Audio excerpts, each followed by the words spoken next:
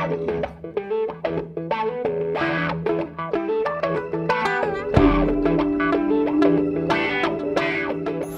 une question. Monsieur le ministre, ce qui est important, vous l'avez dit dans votre discours, c'est cette fusion nouvelle du cyber et du naval. C'est ça l'élément clé.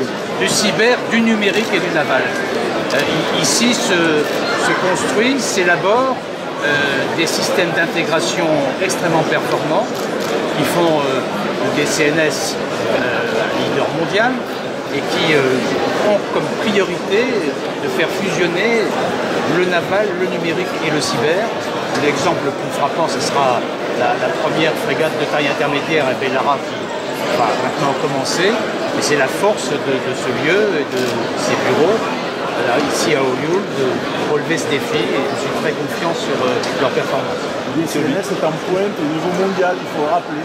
Le CNS est une grande entreprise française qui gagne beaucoup de marchés à l'exportation, qui a un savoir-faire, qui a su se transformer, qui a su se renouveler, qui a su attirer des compétences, des ingénieurs, singulièrement ici à Olioul, 1350 ingénieurs sur ce site qui préparent à la fois la sécurité de la France pour demain, mais aussi des capacités à l'exportation très significatives. La sécurité est un enjeu clé, on l'a vu ces derniers mois, on le voit encore, et dans le futur, ça ne changera pas, il faudra toujours plus de sécurité. D'autant plus que l'enjeu maritime est un enjeu central pour le XXIe siècle. Je suis convaincu que ce sera demain une zone conflictuelle, une zone de confrontation.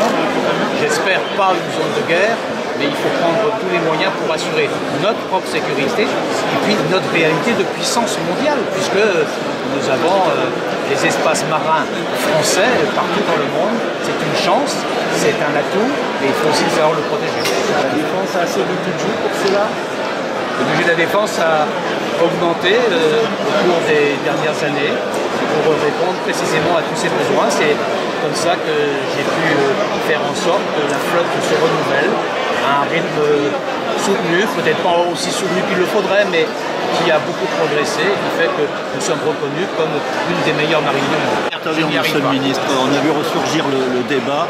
Est-ce que c'est juste d'un second porte-avions, est-ce que c'est juste un thème de campagne ou est-ce qu'il y a une vraie réflexion et que la marine peut espérer avoir assez rapidement un deuxième porte-avions?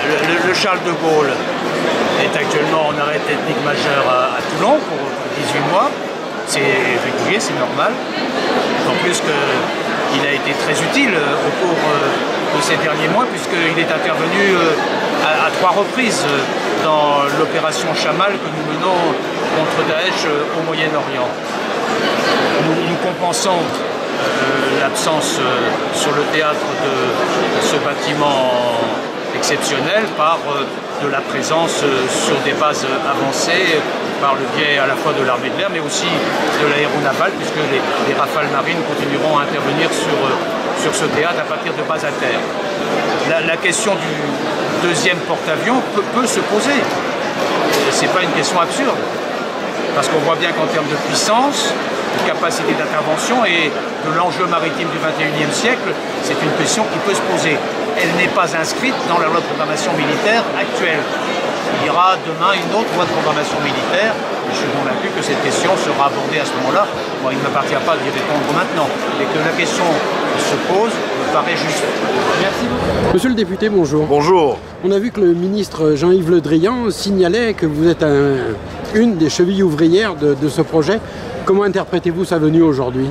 Écoutez, je suis très heureux qu'il soit venu dans ma circonscription pour inaugurer ce joyau industriel qui est DCNS Olioul. C'est aussi pour moi une fierté du fait de mon engagement dans la commission de la défense depuis maintenant très longtemps. J'en ai été vice-président. Je suis totalement engagé dans le succès de nos industriels, mais aussi de nos forces armées.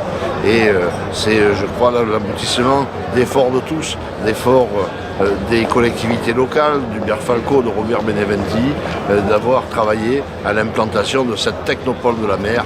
Et au sein de cette technopole de la mer, le fleuron en est des CNS. C'est un rayonnement mondial pour votre circonscription? C'est un rayonnement mondial. Et c'est un impact important pour l'emploi? Pour le Var, à proximité de Toulon, qui est le premier port de guerre de Méditerranée. Et si je prends ma deuxième casquette, puisque je représentais Christian Estrosi aujourd'hui, c'est dans la priorité absolue qui est la nôtre du développement économique et de l'emploi, un levier très important. L'industrie de défense en région Provence-Alpes-Côte d'Azur, qu'elle soit aérienne, qu'elle soit navale, qu'elle soit spatiale, est un outil pour nous de développement et nous nous y engageons totalement dans le cadre des opérations d'intérêt régionaux. Christian Estrosi était d'ailleurs venu ici à DCNS pour les présenter. Il m'a donné la responsabilité d'animer cette OIR de l'industrie maritime et navale. Et donc vous voyez que quelque part la boucle est bouclée et qu'aujourd'hui ce moment est un moment important, un palier important dans la reconnaissance de nos terres comme des terres d'excellence en termes d'industrie maritime. Voilà ce que symbolise la venue du ministre aujourd'hui chez nous. J'ai vraiment insisté pour qu'il soit là, pour qu'il vienne lui-même avant la fin de son mandat inaugurer ce lieu merveilleux, ces 30 000 mètres carrés de haute technologie mondiale. C'est d'ailleurs ce qui nous a été démontré ce matin au cours de la visite et je suis donc un député heureux aujourd'hui. Merci, monsieur le député. Merci.